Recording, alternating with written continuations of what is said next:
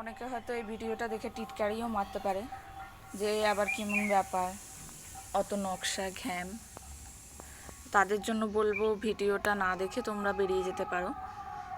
আমার এটা গাছের শখ, তাই আমি লাগিয়েছি। এই দেখো কত লম্বা লাল শাক এটা, আর মোটা দেখো কত সুন্দর হয়েছে।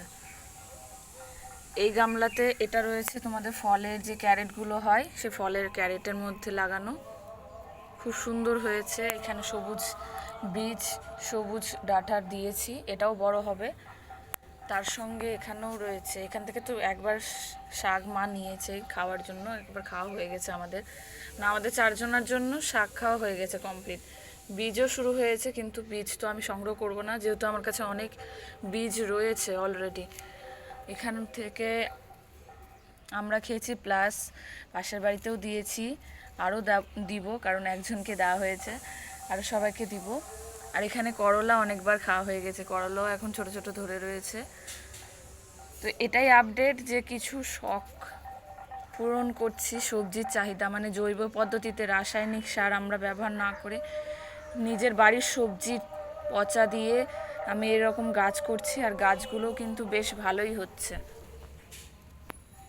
তো তোমাদেরও যদি ইচ্ছা থাকে, হ্যাঁ বাদরের উৎপাত ঠিকই আছে আমাদের পাড়াতে, কিন্তু তবুও আমি গাছগুলো করতে পারছি, খেতে পারছি। কিছু তো বাদর নষ্ট করবেই, কিন্তু তাও আমি করছি, যাতে একটা না হোক দুটা না হোক তো কিছু তো খেতে পারবো, খেতে তো পারছি।